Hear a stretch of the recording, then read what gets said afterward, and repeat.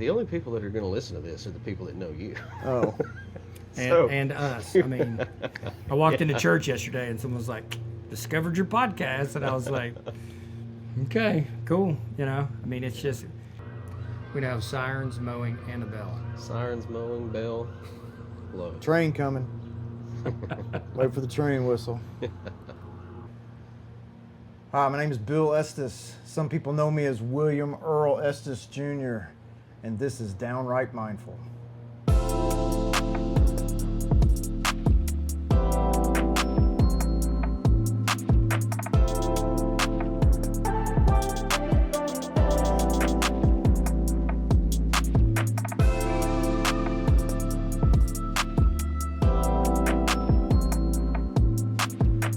William Earl Estes Jr.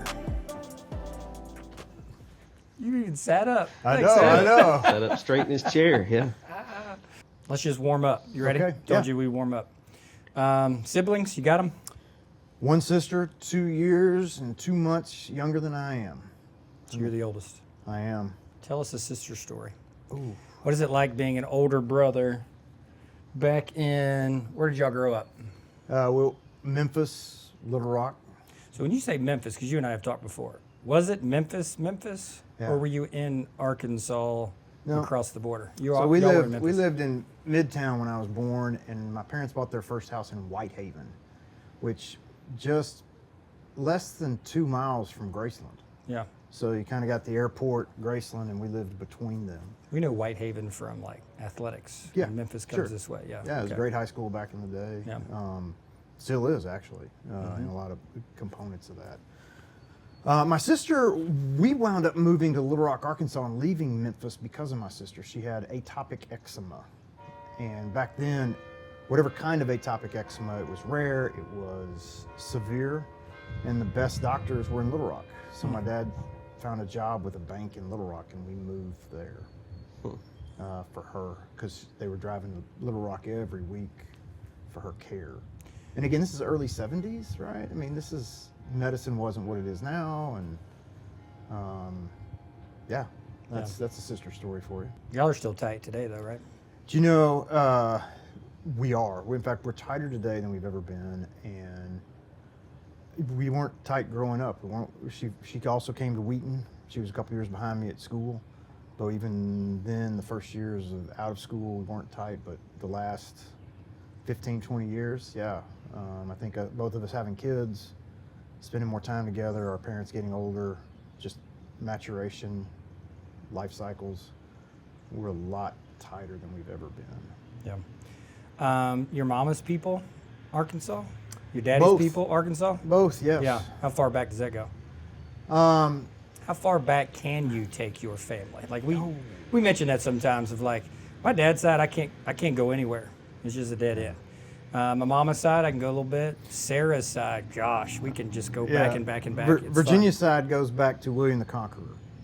Mayflower, Wow. all the way to William the Conqueror.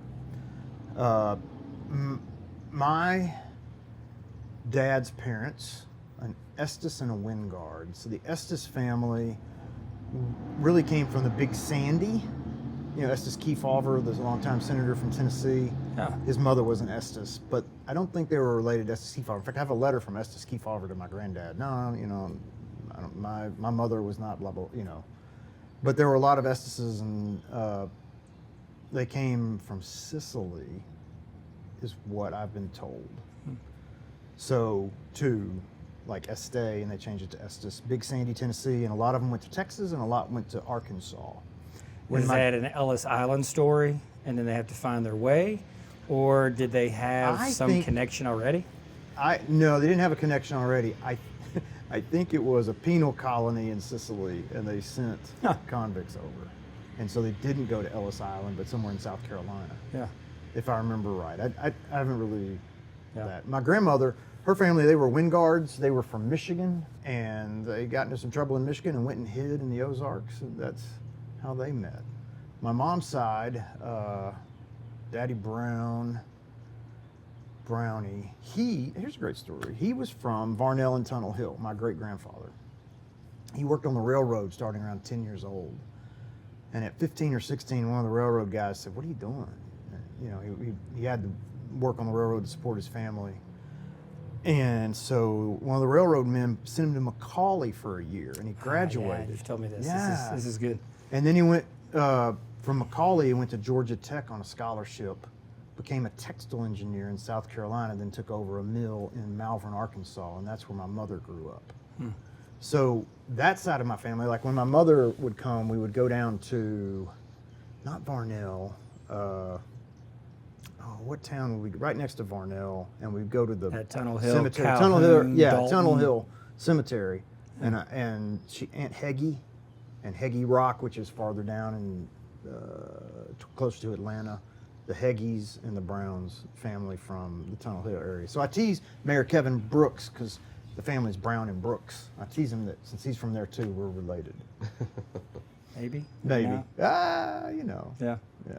So we talk about sometimes, and I'm stealing this from class, but like geography is biography. Oh, yeah. Where you end up. You know, your family has to make a decision. You're either being pushed out of places or you're being pulled out of places. I mean, you're in Cleveland, Tennessee right now. You have no other connection to Cleveland, Tennessee. Never. No. How in the world did you get to this town? So that's a simple answer. A little bit before that, if geography is biography, when I was a kid, my dad went to Vietnam. So he was artillery. So before he went, we were at Fort Sill, Oklahoma. When he got back, we were at Fort Lewis, Tacoma, Washington. We spent a little time working our way back to Memphis.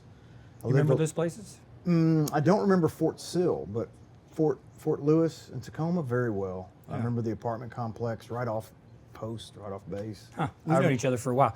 I've never heard you mention Washington. Or Yeah. Well, we West didn't or- live there long, right? You Yeah. know, my dad, I think he only had 6 months left. 365 days in country, and then he had Yeah. only 6 months left when he got back. I lived with my grandparents a lot growing up. We moved around, so I've kind of bopped around a lot of places until here. And I got here because I was in school at Wheaton College in Wheaton, Illinois, and I needed an elective. I asked around who's the best teacher. Everybody said Cliff Schimmels is the best teacher. So the only class that they taught that fit my schedule or that I could get into was philosophy of ed on like Tuesday nights. And so that's how I met Cliff Schimmels. I was an engineering major at the time. I know that sounds crazy now to think about me as an engineer. I know y'all can't put that up together. I can kind of see it. You can? Yes. Oh, I can't. The technical aspect of your brain and just the priority of, you say it all the time. I just want to make sure the trains come in on time and leave on time, right? So I met Cliff. You haven't said that before? I didn't make this up. No, I know.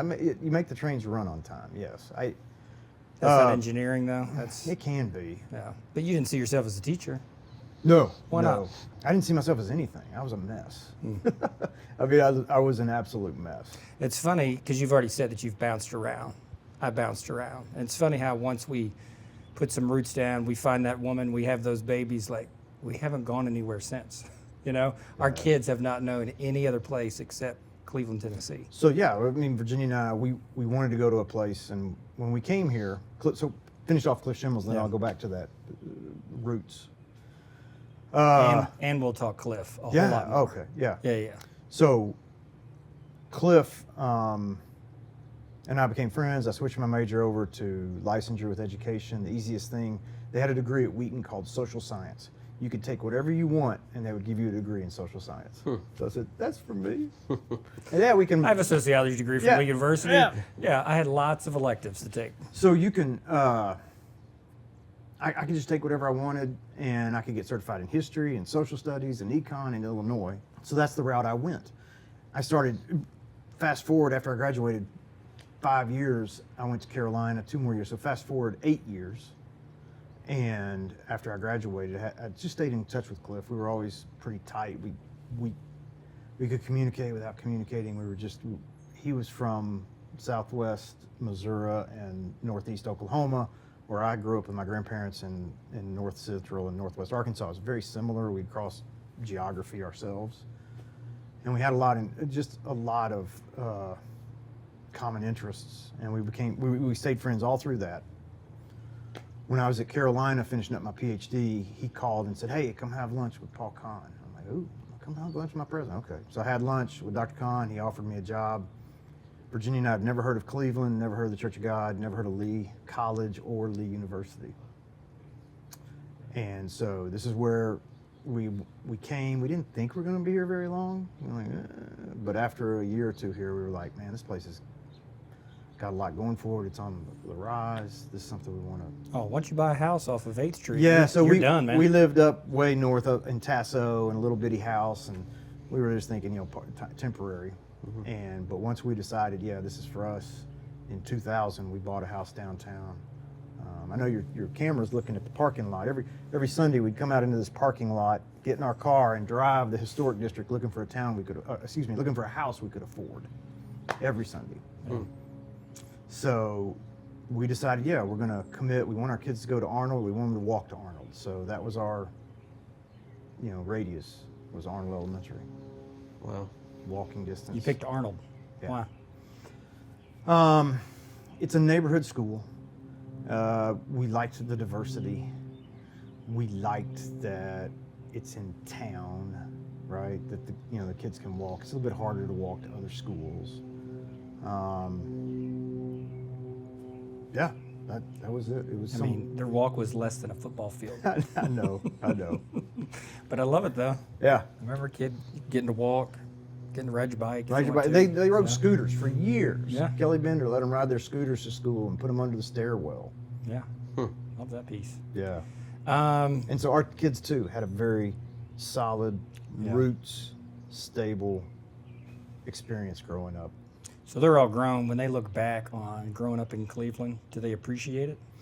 I hope do they get so. it yet? They're early 20s. I think they do, and I think they do now, particularly more in small bites, right? When they go to college and they see other people and they're like, you didn't have my experience. And they're like, oh, that's prettier than my experience. But then they're like, no, there's some positives to small town America, what my parents did, what my parents did not do. I think they're getting it now in college, and I think post-college they're really getting it. Mm-hmm. When they're seeing, as young adults, what kind of choices their friends are making. Neither of my kids are dating, but their friends that are married or are having kids, they're like, whoa, look at those choices. My parents, they put those pieces together as they lived them.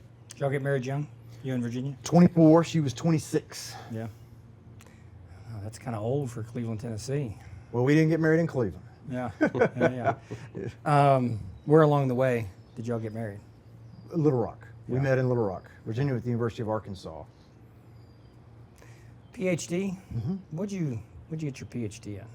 I know I've asked you that, but it's been so long I couldn't tell you. The most general program at Carolina was curriculum and instruction. They had a lot of kind of boutique or specialized programs, and I was just drawn to C&I. I wasn't thinking leader. Looking back, I probably would do it differently, but it was fine. It was. It's very formative. A degree program is very formative, and I got to take whatever I wanted to, which I liked about Carolina. Once you got your initial classes out of the way, you had to negotiate with your committee the rest of your coursework. So I had to take 5 courses outside the College of Ed, being in curriculum instruction. So I had to put together a cognate of graduate courses outside the College of Ed, which I really enjoyed. And then within the College of Ed, I wound up taking a lot of organizational theory type courses, leadership courses from some real rock stars. So it turned out very well. Did you ever see yourself staying in Carolina? Like, I love Carolina. I'm a Carolina kid. Yeah. I thought after Lee, I'm out of here, man. I'm going to end up in one of these places. I did not. So you know this if you go to Carolina. We played ball every afternoon. Every afternoon, 365, But we wouldn't do it on the weekends, but we would play ball Monday through Friday, every day around 4 o'clock. And those last few, and you'd bop around. You'd play and you're the in gym. there. What? Give me a time frame. Give me those years. 94 to 98. Okay. And so, you're going to laugh at this, but like my 3rd year there in the spring, summer, we wound up playing against Duke Law. They would come over and we would play outdoors and just sweat. because nobody wanted to play outdoors. So. Duke Law, Carolina PhDs. This is what we're saying. Yeah, it's not history quite and English Tobacco and Row. me. It's History, not, English, and me. it's not quite Jerry Stackhouse and No. Christian Leitner. No. And think about it. Duke Law, professional, bunch of kids from New Jersey versus a bunch of anarchists. So it's just very, it's really, really different. Outdoor courts. Uh-huh. Yeah, I love it. Yeah, it was awesome. And Where have all the outdoor courts gone? oh, it's a shame. Yeah. But it was just magical. Like for months, every day at 4, they'd come over, we'd play. And then the UNC law started, Duke, it's funny, it's only 8 miles away. And professional schools kind of know professional schools. So while Duke doesn't have ed, I knew ed people at NC State, 25 miles away. But yeah, so the UNC folks, the law school, hey, they started talking to me about, you getting your PhD, why don't you get a JD as well? Then you got this program. So I remember going home to Virginia my 3rd or 4th year there, and I said, hey, they're wanting me to come to law school in Carolina. And she just let me have it. Nope. You gonna get a JOB? You gonna quit playing ball? Was she ready to get out of there? I think she was ready to get on with the family. I think she was ready to get on with life. Grad But school. not you. Oh man, grad school's Hooping. I'm made for grad school. Read books every night, hoop a day, eat bagels in the morning, read the newspaper. It was awesome. And when you go to a big R1, they take care of you, right? I mean, we finances weren't a problem. Of course, my wife is working. If she's watching this, baby, thank you, thank you. But it was just magical time. Yeah. I love this bell. I do too. I don't feel interrupted at all. No. No. Okay. It's part of the ambiance.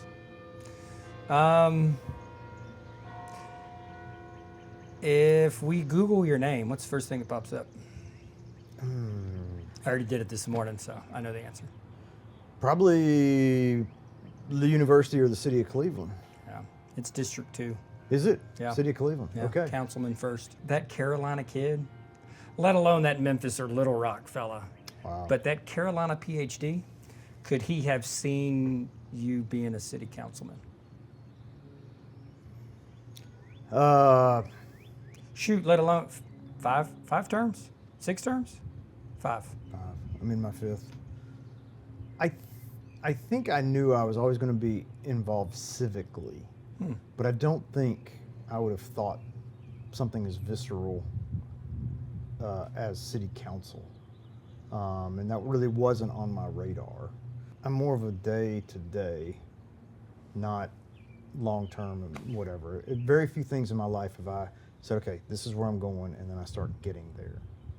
I do have those, a lot of those that are very personal and poignant to me. But on the most things, it's just I'm okay living day to day. How did I run for city council? What got me there?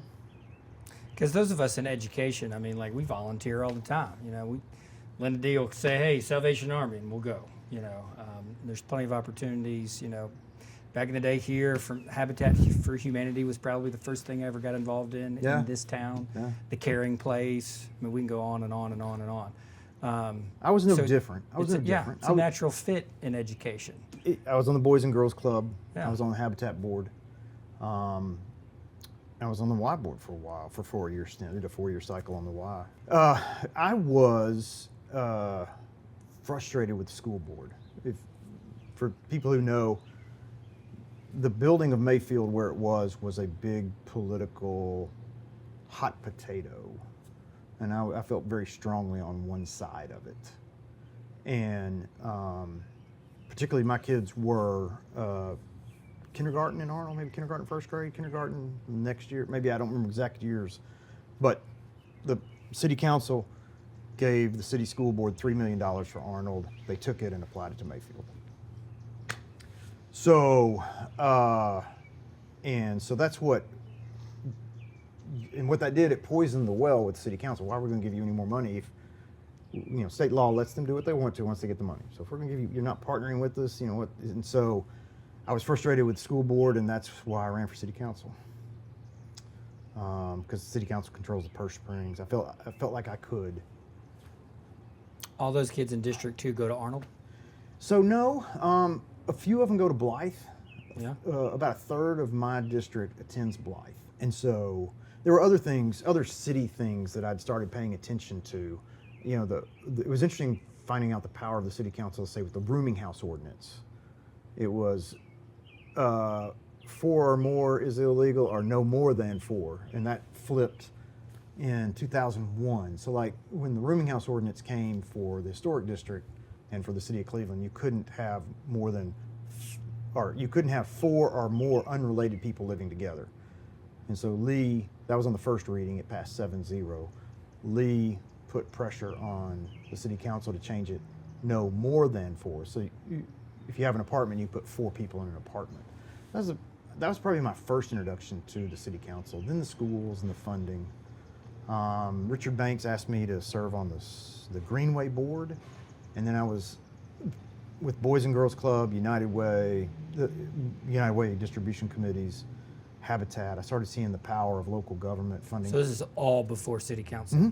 Yeah. Okay, so you're connected. I'm putting the dots are coming Yeah. together, right? And I'm like, wow, they have, a big hand. You're bumping into decision making makers, it Cleveland, seems. Yeah. Make Cleveland great, right?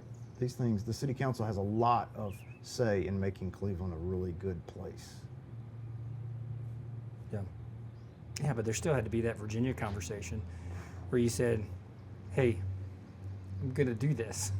And she had to say, hey, we have little kids. We are, Yeah. what was that like? So when we were dating, we had a talk like that. I said, you know what? I think I'm going to get a PhD, and I think I'm going to go to a small town and work in a small college and buy an old house, fix it up, and walk to work. She's like, that sounds great. Let's go. You want to go? Yeah. I said, same with this. Hey, I'm going to do that. Okay, great. If anything I have told her, except for going to law school, she's been, yeah, that's great. Let's go. Yeah. She's always been supportive, and she likes adventure and change as much as I do, probably. Because she's a smart lady. I know. I mean, I could see her as a professor. I could see her as a city councilwoman. I could, you've got to, not only the support of her, but I'm sure, how often do you bring that home, though, and bounce things? Does that happen, or do you try to compartmentalize? So we have a different sayings in our family. And one of the sayings in our family is, are you home yet? Since I live, half a mile, 7/10 of a mile from my office to my recliner. We're not talking just physical space home. No, but we are in a way, Yeah, I get both. it. So, Yeah. I'll come home and I don't have time to decompress because it took me 2 minutes to get home, right? And when I used to be a principal or teach, I'd have a 30, 40-minute commute, and I don't have that, and I'm still on the phone with somebody, or somebody calls as you leave, or you get that email after you leave the office, and I'm still there. And so she will ask me, are you home yet? I may be home 30 minutes. She's like, if you shut it down, can we talk? And so that's kind of our own little saying. Still use that line? Oh, every week. Literally every week. Are you home Yeah. yet? And even sometimes I'll come home and I'll be happy and all that, and I'll look at her and I'll say, I'm not home yet. Let me go sit on the back porch. Let me just, do some things. So, yeah, I don't know what you were asking there, but that was some of the Just, answer. hey, when we make decisions, it ripples through the whole family. So running, yes, Yeah. I asked her.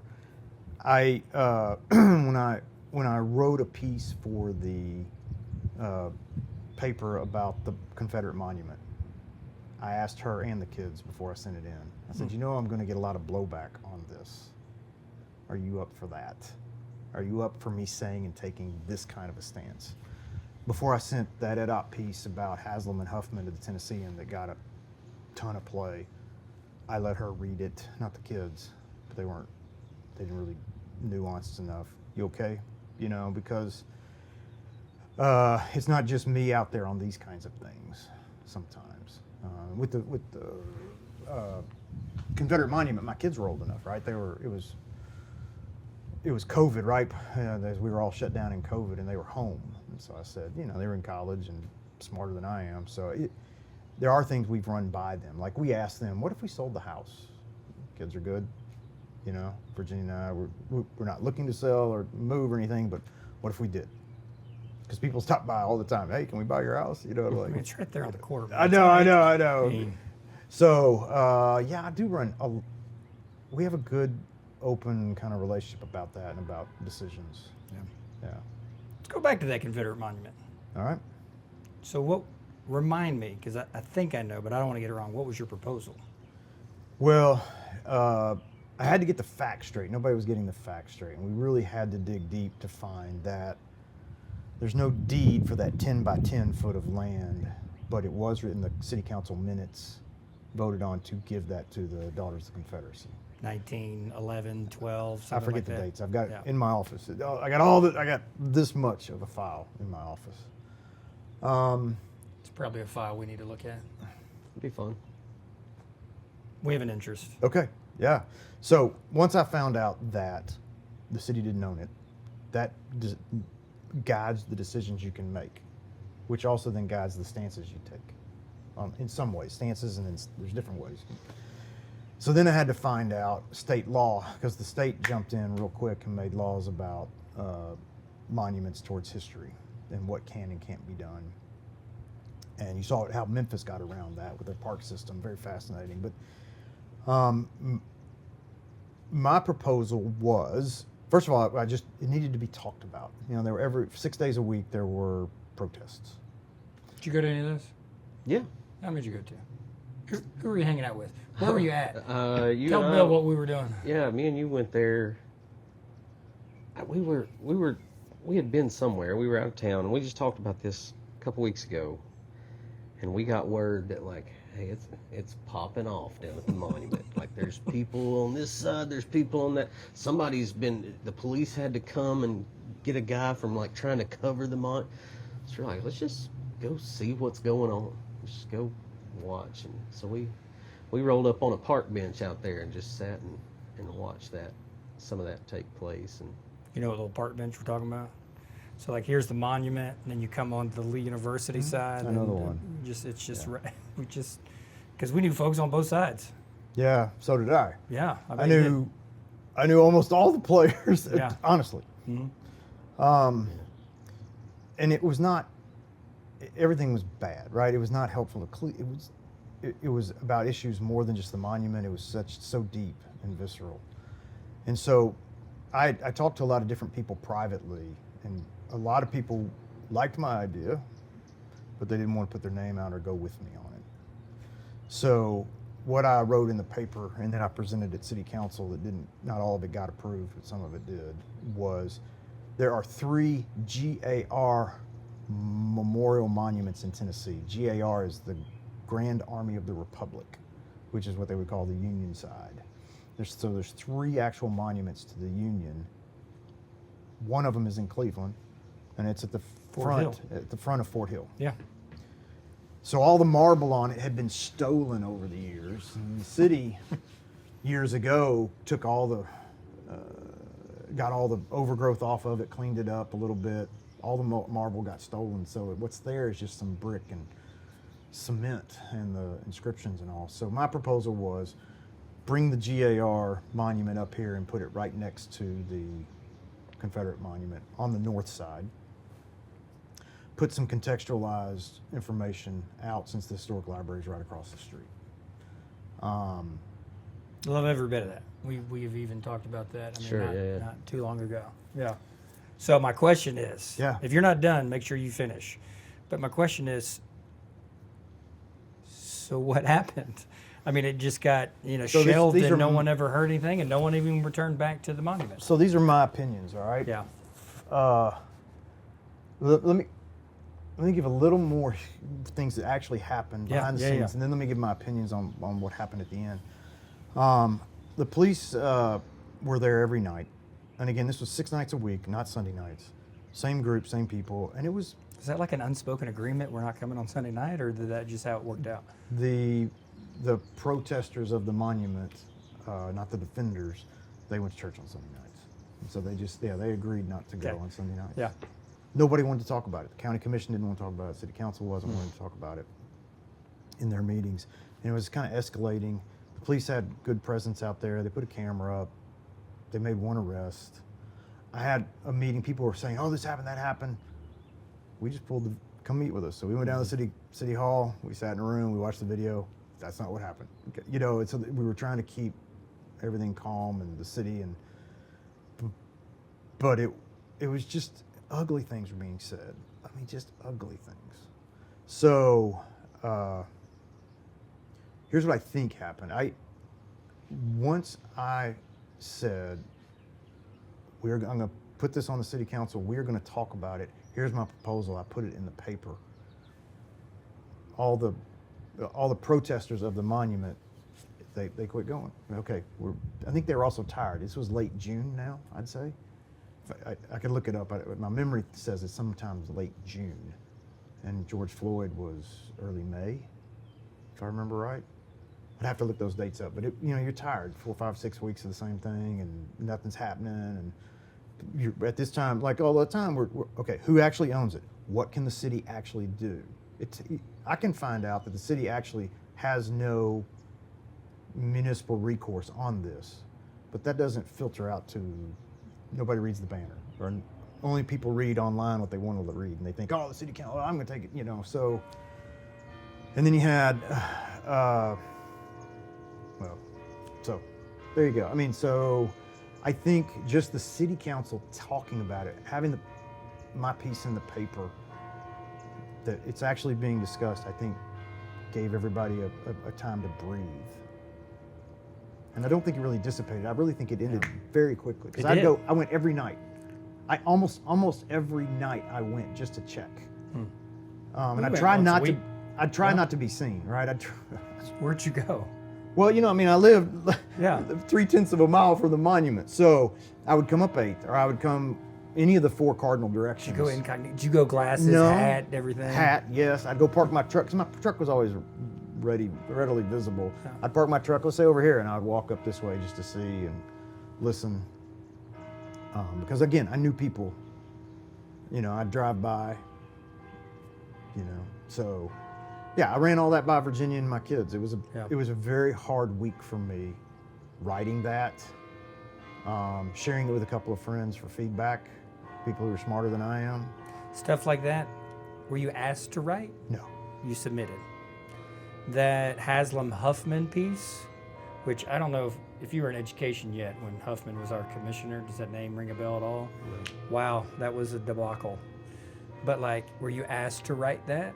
Afterwards, they asked me to write some more, and I didn't. So you submitted the first one?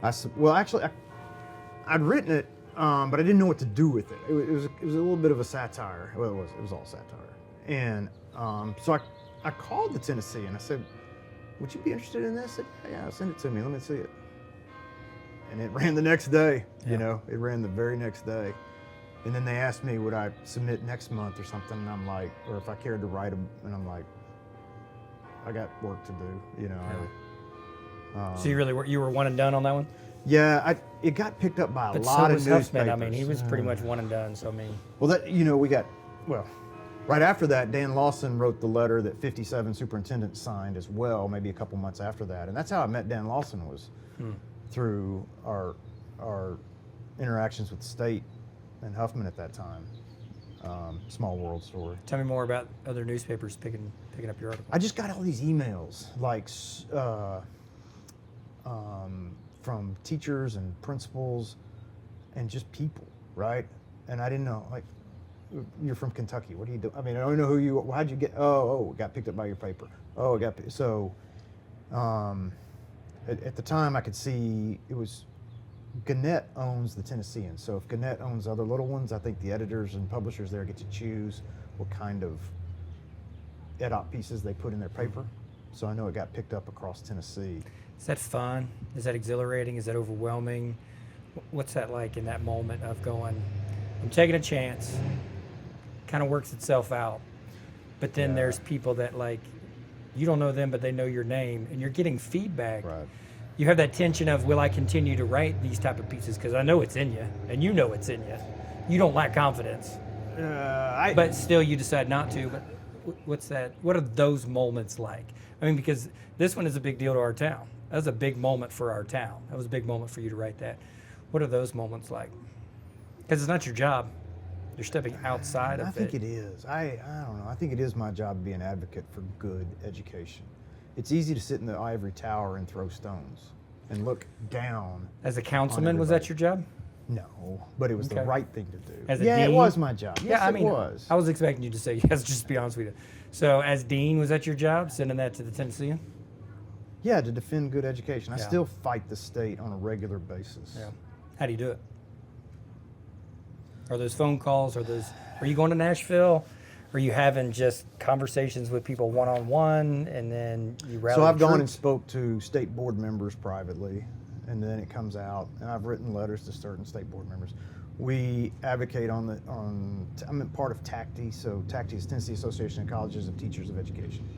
So we meet every fall, and in person every fall, online in the spring. I stay in touch with my fellow deans, and the education has changed so radically.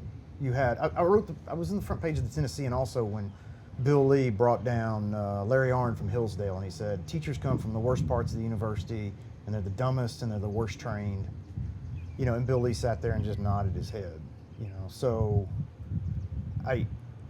I spoke up against that. I wrote a piece here. I was in the paper here, there. I was on the front page of the Chronicle of Higher Ed. That's just my job to advocate. It's easy not to, or to, and it may cost me. It does cost me, right? I am scarred. I think it may be even, Is that personal or is that professional? Yes. Yeah. I don't separate the two. Sure. I know I should.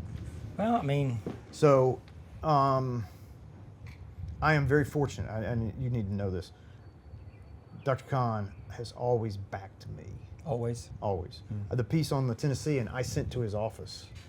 In fact, I think at the time we had to submit if you were going to, I don't know if I had to, but I did. I sent to Carolyn Dirksen and Paul Kahn ahead of time. Said, hey, I'm about to send this to the Tennessean, and it's going to ruffle feathers. You okay with this? Yeah. And then I stand up the state of Tennessee, and I went and spoke to the Independent Colleges and Universities meeting to Taikua. And I went after Huffman in front of all the deans and presidents, and I asked him ahead of time. He said fine. So he's great in that I can write him a 2-3 page little position paper. Here's why, and so he can come to his own.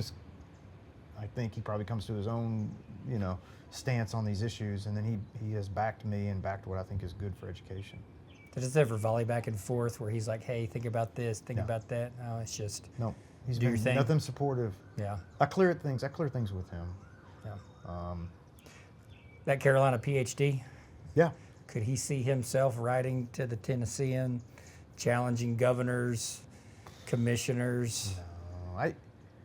No, I mean, you don't know what you don't know, right? And so I was just a grad student, trying to be a good grad student, have Yeah. fun. It's not like I have some end goal, right? In fact, I think that on a personal level, my end goal started in one of my very, very few, put it out there, work for it. Started in Cliff's class, right? So when I was in his class, I said, I think I do want to be a teacher and a coach, and I think I want to work inner city, and I think I want to go get a master's in leadership, and I want to be a principal, and then I want to get a PhD. All that kind of hit me in his class, and so that was my goal. I get to leave, buy the house, everything's good, I have it all, and I was so unhappy. It was just like, I thought this was supposed to do. I thought this, this is my goal. I finished it. More important, more larger than just a PhD from Chapel Hill. It was all these things, and I had it, and I was very, very unhappy, very, very unsatisfied, and so that sent me on another journey, quest, searching, just cruddy time of life, trying to figure out who am I, why am I here. All those existential questions come back. Councilman for 2 decades, right? Yeah, it'll be 20 years next year. Dean for over a decade. Yeah. I mean, those are some spots where your influence really, it touches some folks. And I know I am sitting in this chair with an easy phone call to you and said, hey, sit down with Matt and I, will you? Oh, of course I will. Number one, I say that to say, just thanks, man. I mean, you're a big deal in my life. But number two, you're a big deal in a lot of people's lives. What is it like being dean and councilman compared to what it used to be as like a classroom teacher. Remember those days? Yeah, Yeah. yeah. Do you miss those days? I think may be the question. All right, a couple perfunctory comments. I always have to, I'm big into context, so I have to I start can there. appreciate that. I thought being a good high school teacher would make me a good college teacher, and it didn't. I don't think I was a good college teacher when I came, and I had to figure that out. I thought being a good administrator would make me a good dean, and I've changed a lot. I don't think, I can make the transfer in my time. I can be an administrator, but can I be a leader? That's different. Yeah. It's very different. So, yeah, So what prepared you to be a councilman? nothing. That's all you learn on the job. And I've made so many mistakes, and I still do, and I don't have time to invest 100% into learning my job. It's like the thing that I'm learning so much now is being on the planning commission. So important. The planning commission is so important to Cleveland. And I'm not a developer, and I'm not an engineer, and I'm not a realtor, and I don't move dirt. There's so much I don't know. I'm not a builder, all those things. And so I'm having to learn a whole bevy of professions and how they impact a community. So the same with Cleveland, being on the city council, I had to learn, how does the government work? What are the state laws? What can we do and not do? At the end of the day, man, how does our budget work? Know exactly where everything goes, because that's where the power is. Taxing authority, financing, what are you financing? Who are you really serving people, or is the game not quite fair? Is something tilted one way or the other? So you just kind of learn all these things. Nothing can prepare you to really be that teacher, right? The first year you teach. Yeah. Nothing can prepare you. Third year. Second, third year's Sure. tough, right? And nothing Yeah. can prepare you to be on the council. I don't. Are you loving learning all that though? Because you were in positions where you don't have to learn another thing.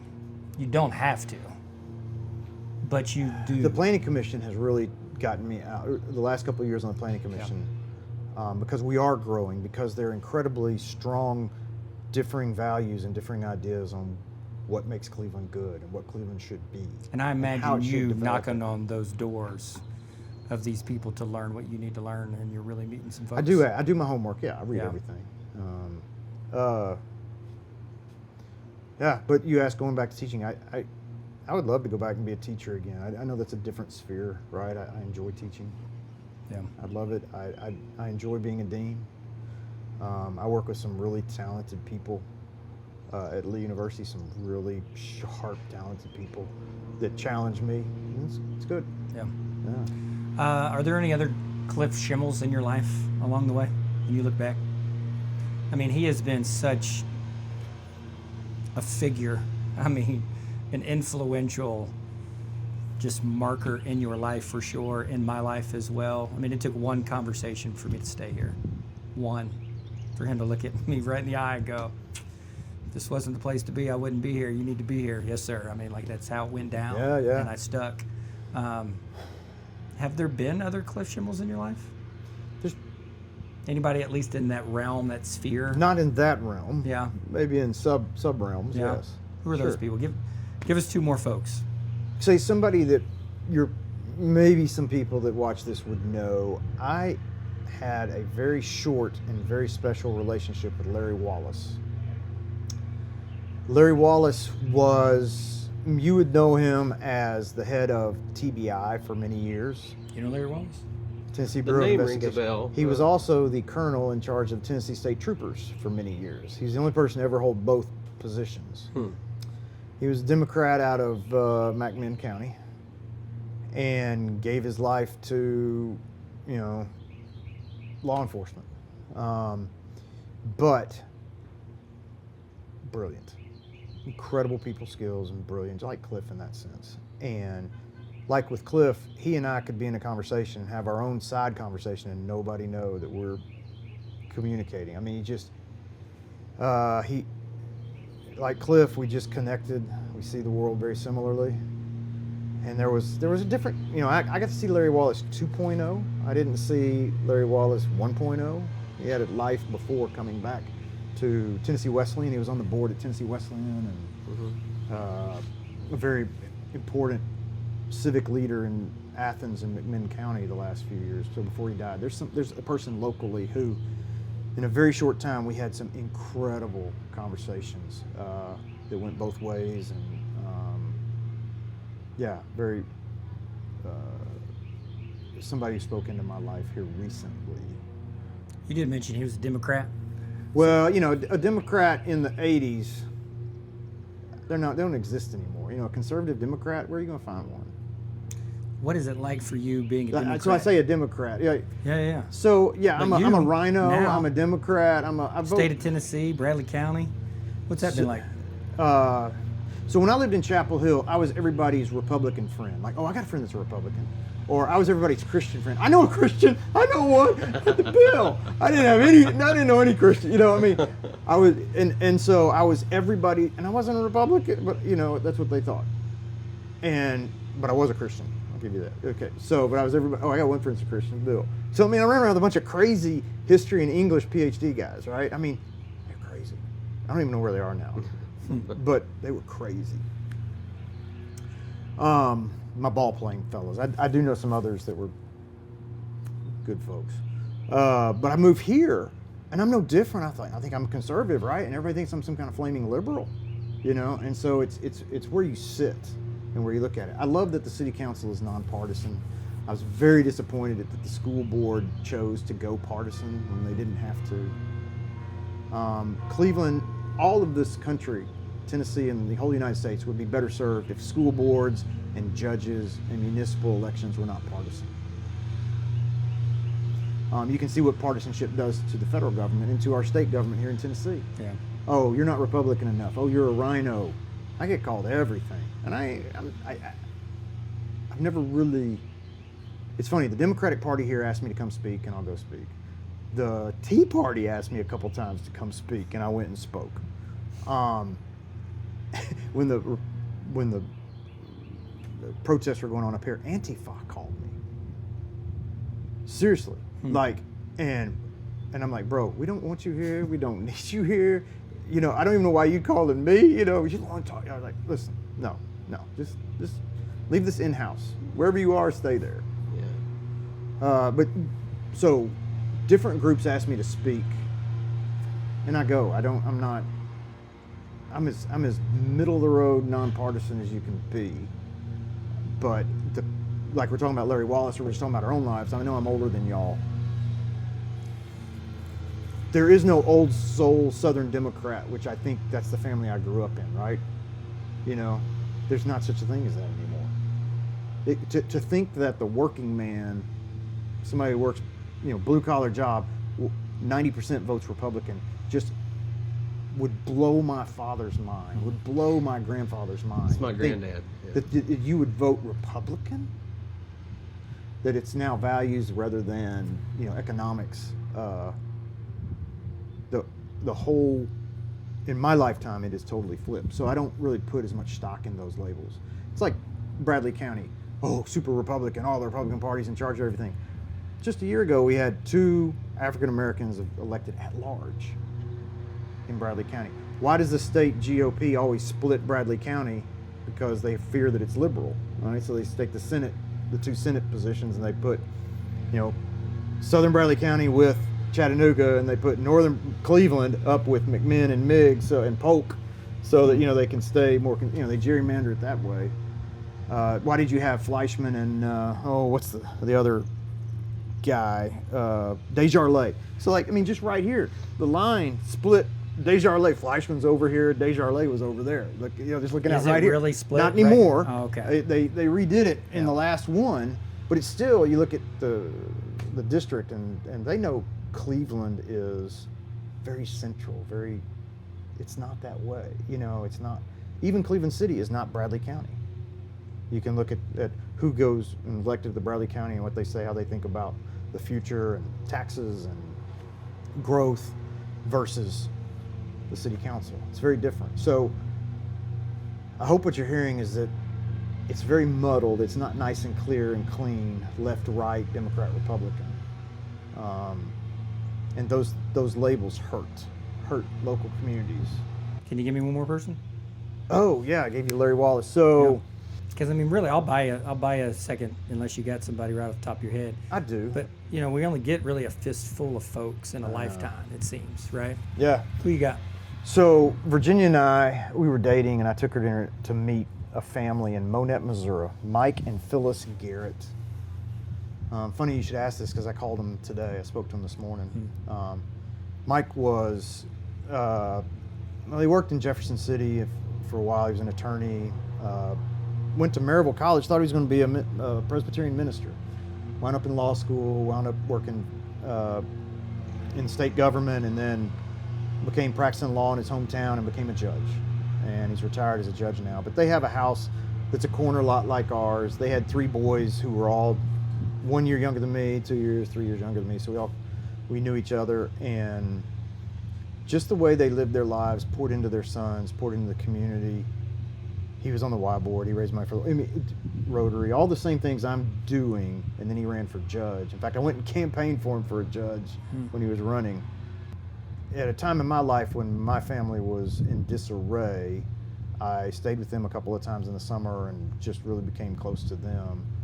And so I introduced them. They were important enough that I took Virginia before we were married to meet them. And we said, yeah, that's the kind of life we want to choose to lead. Small town, be invested in the community, raise our kids. And they, where it's not as visceral every day, you know, we talk or whatever, they gave us a vector, right? A path, you know, that, and they talked and they encouraged us in it, so. Yeah, it's a big deal. Makes all the difference. It does. Being able to see something that you want to be, not just think, oh, is this that, but actually have a model, and that Virginia and I are on the same page. What makes you laugh? When was the last time you had a good laugh? Can you remember? Who do you laugh with the most? You can go any route here. What brings that kind of joy where there is this expression? I laugh a lot, you know, do? but it's... That's why I thought this would be an easy question. No, I mean, I enjoy that. It's not like one person or one situation. I'm a pretty happy guy.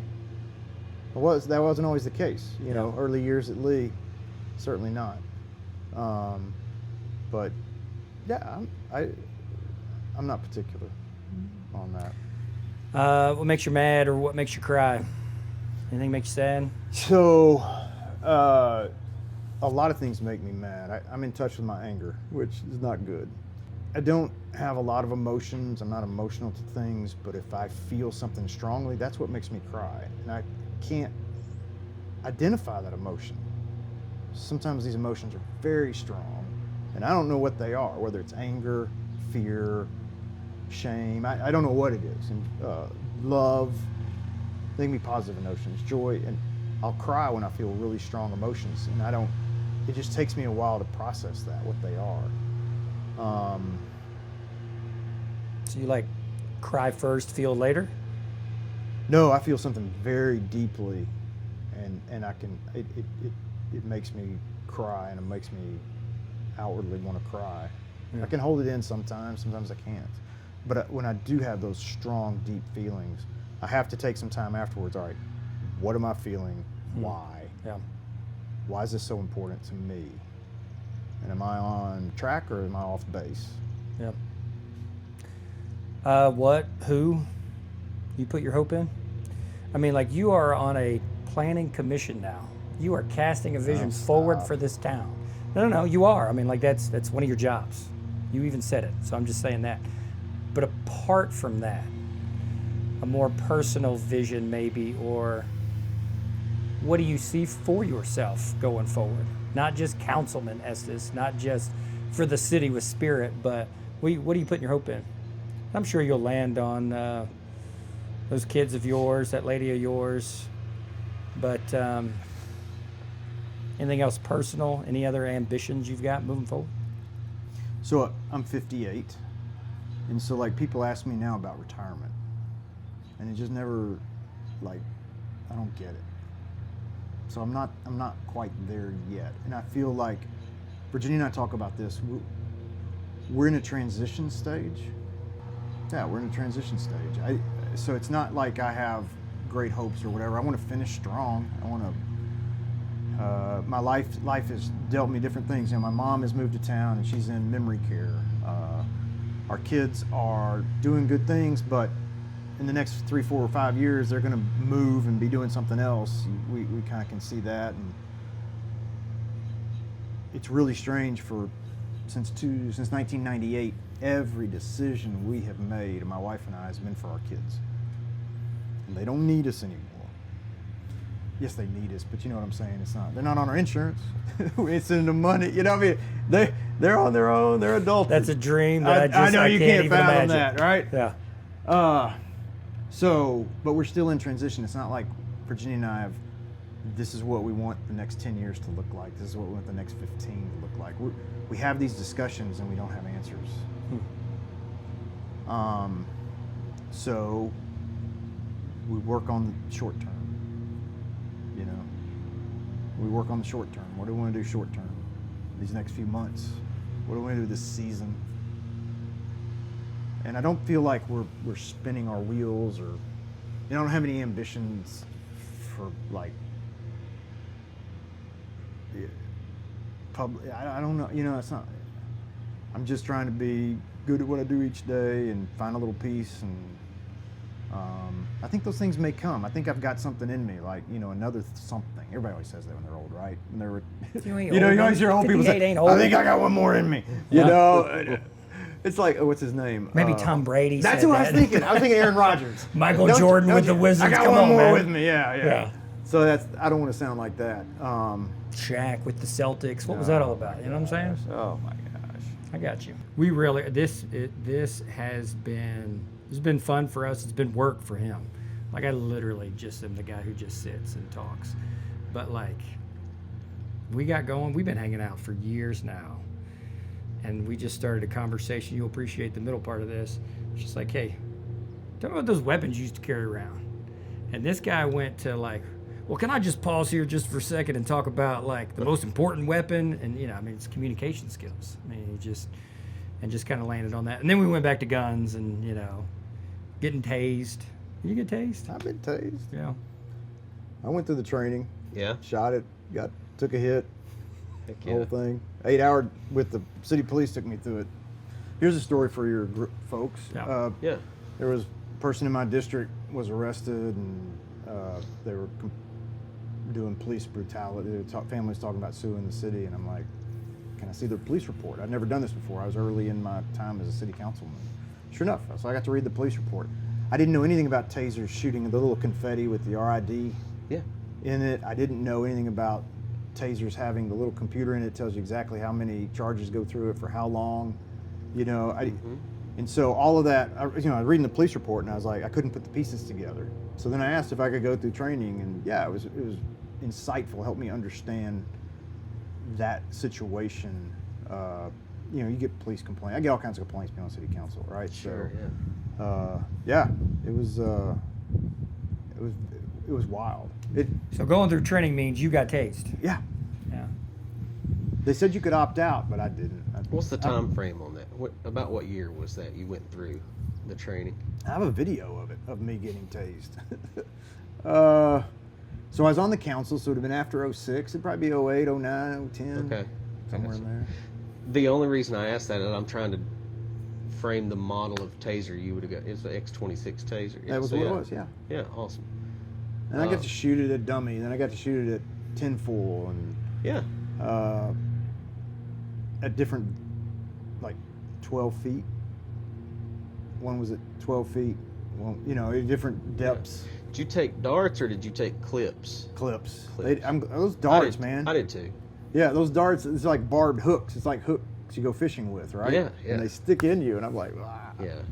But it doesn't matter either way. You feel the same. Oh, here's what they did to me. They They clipped it here and here. So I got the that's- full body. I'm same- like, come same, on, man, yeah. you could have just done it here. After it was done, I was like, oh my gosh. Yeah, that spread, man. That Yeah, they gets gave you. me the whole body. And the more muscle tone you have, the worse it is on you. That's why I was. That's why. You were running that's back why- then. Damn. Yes. I That's was. why it must have hurt Little you peach so bad. tree. I was Yeah. running marathons then, so I was pretty. You Yeah. felt it, didn't you? Uh, didn't want another hit. I did not want another hit. Off the top of your head, see, I mean, we could do this all day, man. You ever done anything else like that just to have more insight into being a councilman or the situation that was going through, or? Well, you can ride around with the police, right? You can and see how do you see my district, right? Have you done that? Have you done some ride-alongs? Yeah. I went to roll call. Was interesting, right? Just to learn police culture. You know this, Matt. I mean, excuse the term, a paramilitary organization just has a different culture. Sure it does. Fire has its own culture, which is not police culture, but it's still a culture. So you go to the fire hall, you know. Larry Wallace was the one that told me to start going to roll calls when there was, things going on. Yeah. Just try to get a feel for who's on the force. Just know who these folks are and what they're told each day. Where do they go? See which zones they're in. Yeah. Were you welcomed into spaces like that, or is that awkward, or is there somewhere in between you just got to navigate? Yeah, you navigate it. Yeah. There's always people you're not going to be welcome in the fire hall or in the police department. There's always going to be people like that. Cleveland, I'm fortunate that mostly it's the other side, right? You're welcome. Like they let me go out and do training with the police. I went and got qualified. Went and shot qualifications with the police. You been deputized? No, and I don't carry a gun. I don't have an E on my license plate. I don't do any of that. Yeah. No. I did. You'll appreciate this. I forget who I was next to, but I've had a Glock for a long time, and I think I was shooting a Glock, right? And everything was great. So I started and I had a nice little hole, rag hole. So I started shooting flyers on the guy next to me. So he would get counted off. Oh, it was so fun. What's so funny about that is police do that too. Oh, well, absolutely. We're somebody shooting here. told me about it, like Matt Ruth or somebody said, "Hey, if you get a ragged hole, they won't think you do." And it was so fun. That's hilarious. Yeah. They invited me back out to shoot, 223s at night with the lights and the noise, and I didn't do it because I didn't want to be a hassle, right? But that would have been cool. That'd been fun, But everybody had to qualify during that month or 3-month window. It was easy for me just to get in online with them and just to see how they reacted to one another in training, right? Like in college, you'd be shocked. I told you I took a bunch of electives, right? I took ROTC classes. Just I went on FTXs and stuff, and Nope, very I don't know what different. you're talking about. Oh, FTX is a field training exercise. Did you know that already? No. So ROTC, and you can go to college. They'll pay for your college, and You then said ROTC. Okay, Right. I'm there now. Okay, yeah. It took me Okay, that long sorry. to get. No. I had to piece that So I together took too. some ROTC classes, military science classes, and As an elective. yeah, Yeah, I love it. and part of the requirement were these FTXs. So you had to be in shape, right? You had to get up in the morning, do PT, and you'd go on these at least one weekend. Each Virginia class. really was your sugar mama during this time, wasn't she? I was in college. This wasn't UNC. This was Oh, okay. undergrad. This was undergrad. You're not married yet? No. Okay. Because I wanted to go back to UNC, and you're now doing this too while playing ball and reading books, and So good. I had my own office in the library. In the library, if you're a PhD student, they'll give you your own office. So I had my own office, comfortable chair. I could take a nap in the day. Read all morning. I get up early. Read New York Times. Work the puzzles. Eat a bagel. Read. Go to class. go back to college. Go back to yeah, college. okay, yeah. Okay. I loved UNC. Yeah. It was I great. can tell. So learning experiences. Yeah, I'm always up for experiences, and I try not to overstep my welcome or whatever. Or just if I need. Well, I don't think if I need to know, I need to know. Yeah, I get what you're saying. It's hard to walk into a roll call room probably more than a couple times and not feel like you're maybe sort of encroaching on them actually being themselves. But I love the idea of you going and doing that, because especially with the police, because police leadership is such a big deal, because the culture of the police that you were mentioning, there's a couple subcultures within any organization like that, and it's what makes them great at what they do, but it can go astray pretty quick. Secrecy and the solidarity that they have with each other, that can turn sour pretty fast. Even the daily pressures that they bring that I don't have to deal with, Yeah. I see what the police deal with, right? Every time I see somebody, an action, like I was running maybe Friday morning, and a house over here was on fire. I mean, like flames in the air, 5:30 in the morning, flames in the air, black smoke. So you run by, you watch them do their job, right? Police have an issue, I kind of watch them do their job. I saw one of our officers the other day, he didn't even know I was there, and his Spanish was pretty good. He's not Hispanic, but somewhere he picked up, and he used the word usted with this woman out of respect. And I let the city manager know. I mean, that was powerful, right? To see our officer be able to speak enough Spanish and then speak with usted to this woman who was she was just in a pickle, right? Yeah. And so I was really proud of that. So I praised him to our city somebody manager. that's taken their training. Yeah. So I do try to watch city staff. Like this morning, I ran on the Greenway, 6:30. The Parks and Rec was out there with their blowers. I mean, when I say blower, I mean one that you pull behind a gator, right? Massive blower, and they had their cutters out, and they were cleaning up all the mud from the flooding and all early this morning. They had, I try to stay. I'm responsible for that. I need to stay up on it. I just don't need to trust that it gets. I need to. Gosh, know. I love Sure. the Greenway. Remind me what part you had to play in that? What part you still have to play in that? So yeah, I think I got put on the Greenway right at its inception, right after the first couple of years. Date that for me, will you? No. Man, Have we had a Greenway for 15 years? So I got attacked by the Bradley News Weekly.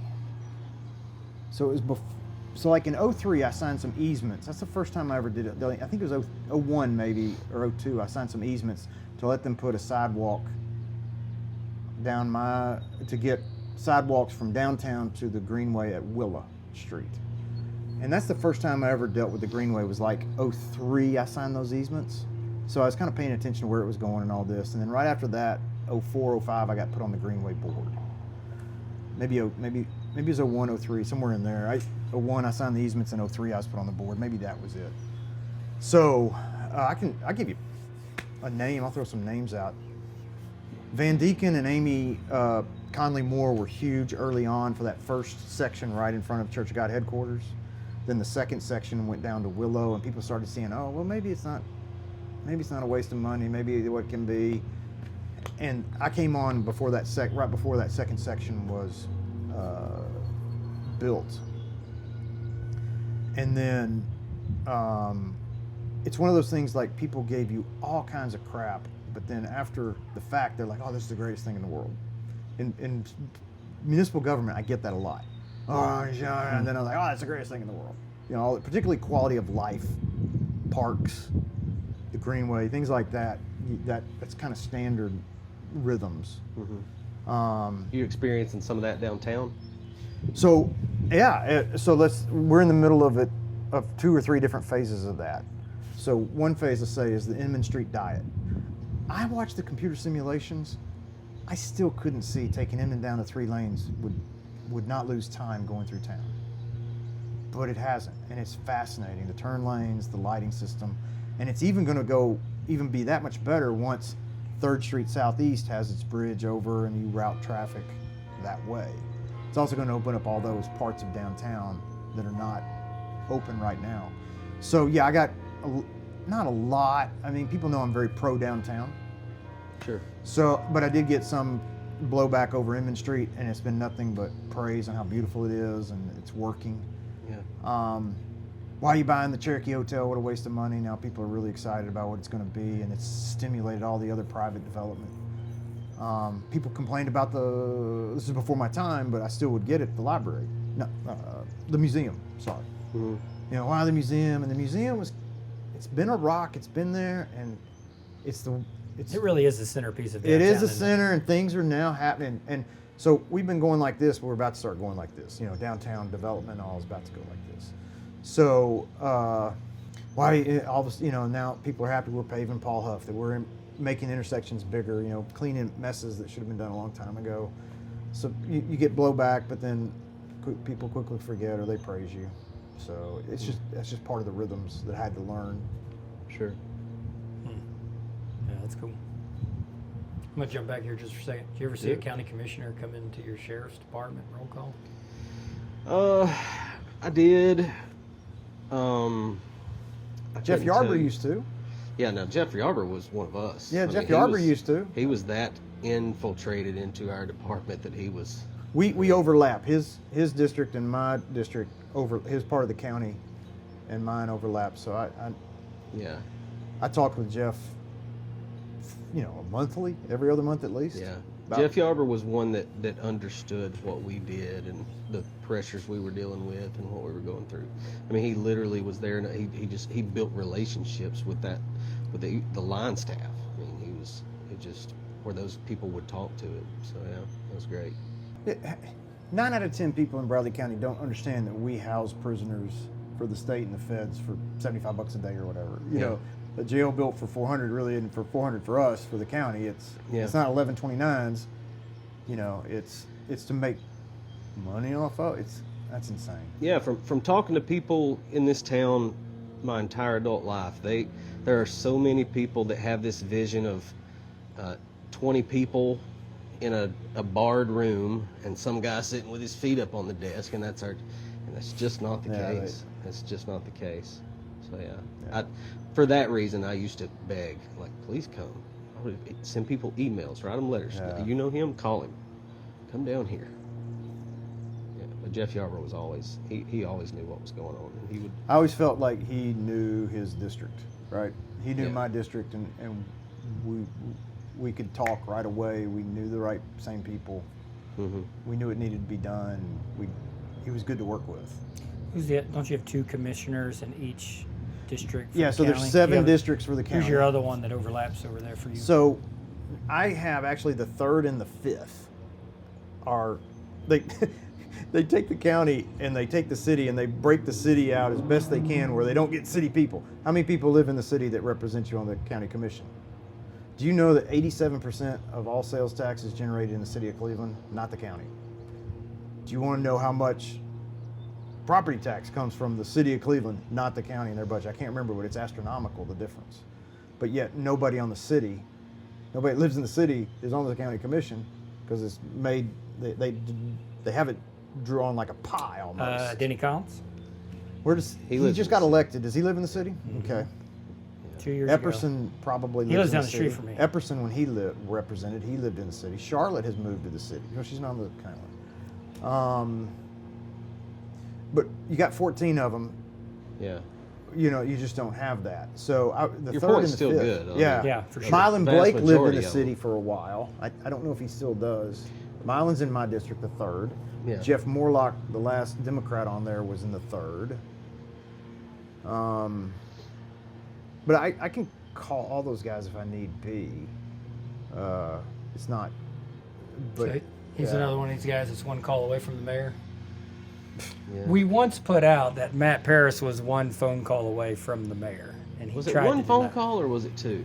One, Oh, I'm not a direct line to the no, mayor I'm not a like direct this line to guy. the mayor. He's a direct line to the mayor. But I'm you not are a one direct- phone call away from the mayor.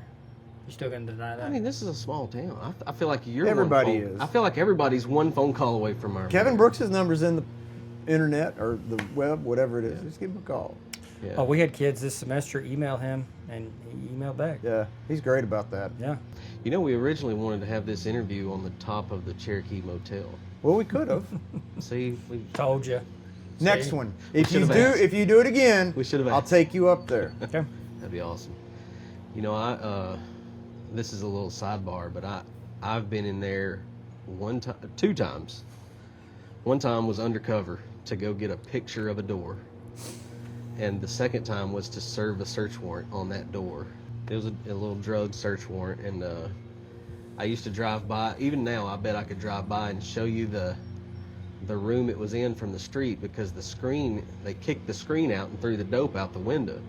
Well, I was standing on the street down there waiting on that to happen, but that screen stayed out for years, and I would drive by and just glance up and see that screen out and think about that all the time. These are the kind of stories I get all the time. Just That was fun. I was whole different life. I needed a picture of the door that I'm serving a search warrant on, so I got to go up here. It's on like the 4th floor, 5th. It's up there. So I literally had to sneak in. I couldn't get access myself because there was this little buzzer on the back door. So I just walked around back there. You know, there used to be a crowd of people back there. I know. I just infiltrated them and pretended like I was on the phone. And when someone went through the door, I just went through with them. And I get on the elevator and the door's closing. The elevator was so bad. Somebody sticks their arm in the door. And my biggest worry is I'm going to blow my cover here because I worked in the jail down here for years. So somebody sticks their arm in the door and it opens up and it's a guy I have 100% arrested and taken to jail before. And he gets on the, and I can tell he's drunk. And he's looking at me. We're riding up the elevator and he's like, "Where do I know you from?" And I'm like, "You know, I was just thinking the same thing about you. You look familiar to me." And he was like, "Oh, well." And he gets off the elevator and I go on up. But yeah, that was fun.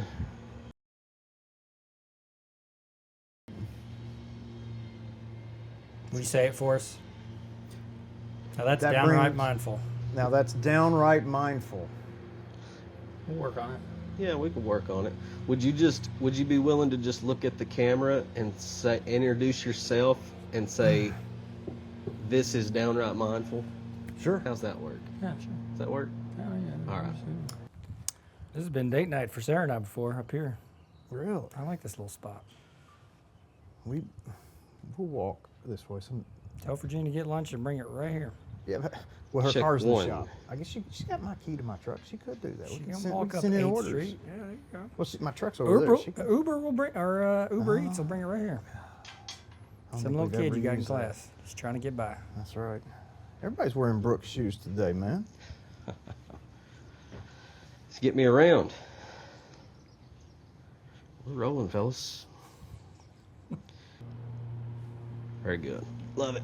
I still prefer Billy Earl. Ah, me. those are different phases of my life. Who called you Billy Earl? My closest friends. See, you're doing that. Didn't even know.